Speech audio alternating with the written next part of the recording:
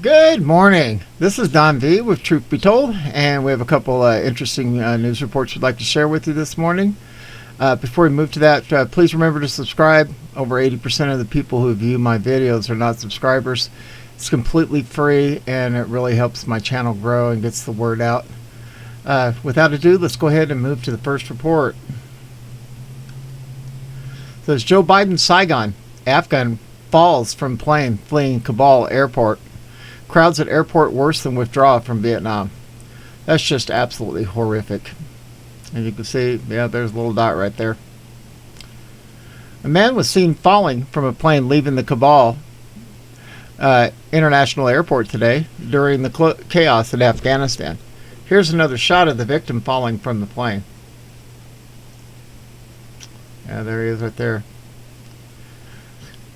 The airport is in chaos, and here's a photo of a screen grab from a video found here at the Communist News Broadcasting Channel. Jeez, look at all these people.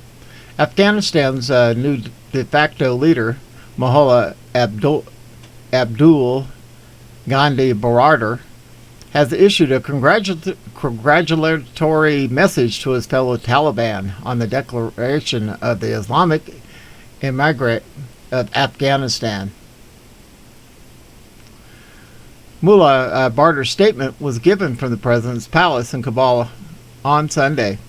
"We have achieved an unexpected victory," he said. "Now is the time to test, to show how we serve our people and ensure their future in the best possible way." This guy makes me ill. Baradar also announced that he has been appointed leader of the Taliban and will be taking control of the government. And here's a video of the civilian falling from the military aircraft, and in the excerpt it says, "The moment when several people in Afghanistan fell from the plane because they were stuck in the tire of the plane, we did not deserve this misfortune." And I'm not saying that scumbag false god's name. Have mercy on us poor people. Okay.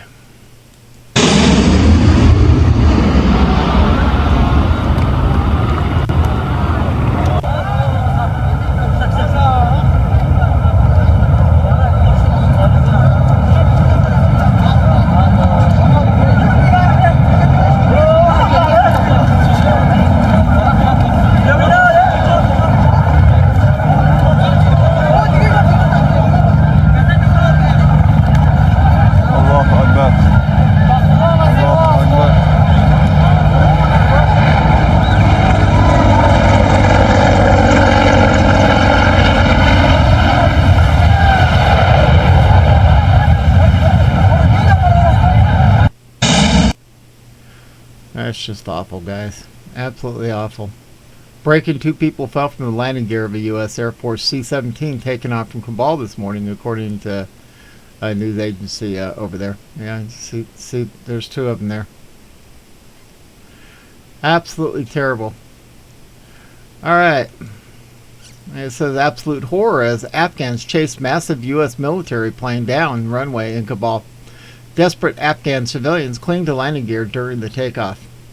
Scenes of chaos. Afghans were filmed chasing a massive U.S. plane down the runway today at the Kabul airport. This looks absolutely horrific. Desperate Afghans were seen clinging to the landing gear of the U.S. transport plane as it took off from Kabul. And a little excerpt here says, "Now desperate Afghan civilians cling to the landing gear of a U.S. transport plane as it took off from Kabul airport. At least 3 plunged to their death." Let's see what we got here.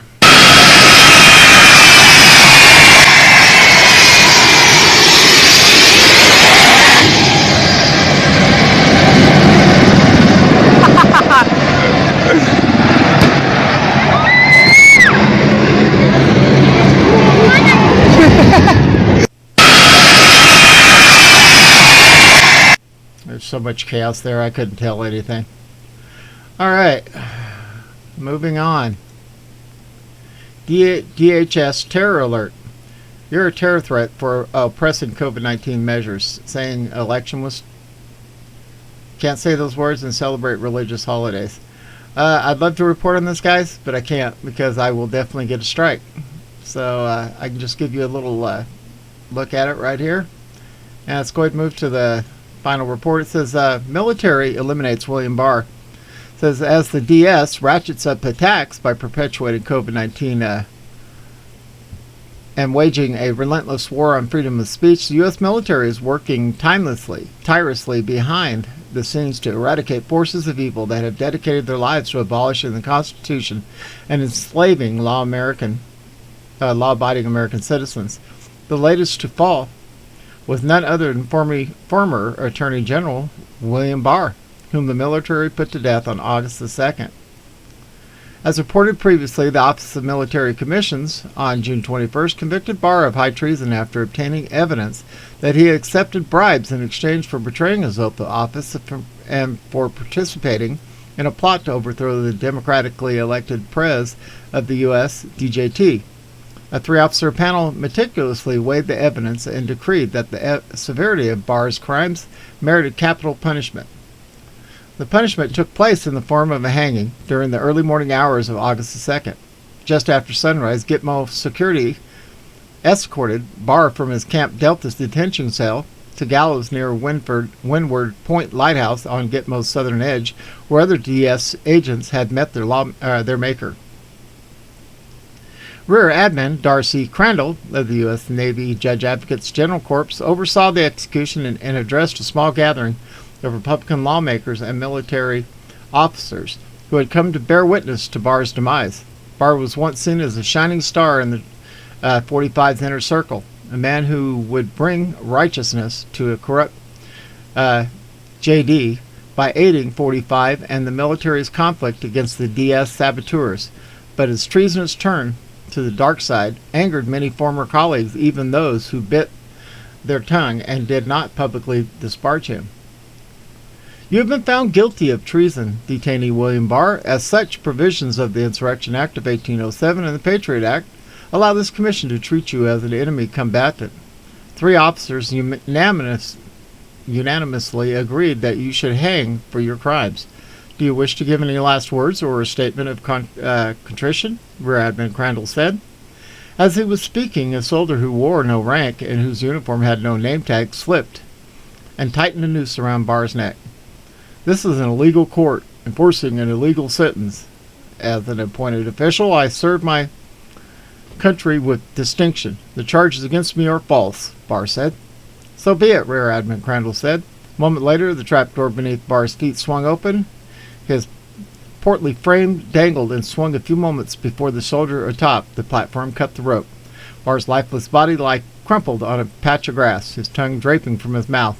Rear Admiral Crandall gestured to a nearby military physician who pronounced him dead. The burden of the responsibility weighs heavily on us all, Rear Admiral Crandall said. I take no pleasure in saying this device will likely see more action. Wow, wow, wow. A lot of alleged information there. At any rate, let's move on. Last but not least, Media Does Something Right releases scathing report on Chris Cuomo, the Communist News Network. Interesting, huh?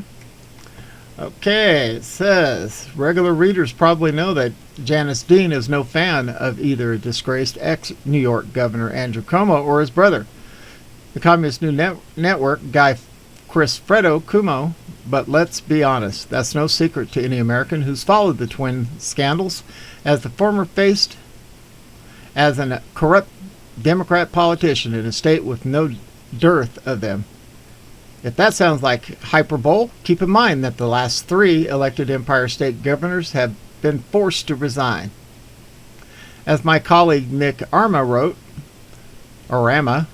last week, Janice, the usually sunny Fox News weather machine, was able to find some solace in Cuomo being forced out, considering it a small victory for families of those who may have died due to Governor Andrew Cuomo's negligence at the helm of the state fight against the Chinese virus. Back in June, we previously wrote about Janice righteously railing against the disgraced former governor's bro-confidant Chris Cuomo for his ongoing insistence on skewing stories about the state's of Florida's COVID data reports, while simultaneously working on air as a CNN journalist. Now she is returning to war mode against the younger of the dastardly duo, as Chris Cuomo and his non-news network appear to have been exposed for the lack of accountability for Cuomo's severe conflict of interest. And it's from an unlikely source, to say the least. While Janice did write a series of tweets, which she shared some excerpts from a scathing new NBC News report about how employees, especially female employees of CNN, are feeling right now about it. It was mainly to direct fans to the source article. Legacy Media in this case managed to do something right. NBC News piece quote employees of the cable giant who claim Cuomo has received no reprimand from the network over his blatant crossing of ethical lines by acting as a narrative builder and quasi-press shop for the embattled Love governor. Janice Dean wanted to make sure that often monogamous Brian Shelter saw how far his network standards had fallen by tagging him on a thread of some particularly damning quotes from CNN insiders. Now, what might cause these women working at an ostensibly professional media outlet to stress about how the Chris Cuomo kerfuddle has been handled by their bosses? Emphasis, mine. Says, when reached for comment, CNN spokesman Matt Dornick pointed NBC News to one of its previous statements. Chris has been involved in CNN's extensive coverage of the allegations against Governor Cuomo, on air or behind the scenes, the company has said, in part because, as he said on this show, he could never be objective, but also because he often serves as a sounding board for his brother. However, it was inappropriate to engage in conversations that included members of the governor's staff, which Chris acknowledges. He will not participate in such conversations going forward. Do you see that, lefty media apologist, Democrat excusing feminists? Chris Cuomo helped out his sexual harassing geopatastic governor brother in an inappropriate way, he acknowledges, but since he won't do it again, he super duper pinky promises there's totally nothing to see here. These people had the ability to be embarrassed, which they don't. They would crawl into the deepest dark hole and never come out again. But we know that's not going to happen. They must enjoy being made fools of, Democrats and their hangers-on like Fredo and Stelter, and Brian Kyler, whom my colleague Jim Thompson masterfully poked fun at his cartoon Saturday. That's the only explanation, since it seems to be inextricably part of plying their trade, so to speak. Editor's note, we've been telling the truth about the leftist governor's disastrous and deadly nursing home scandal since day one.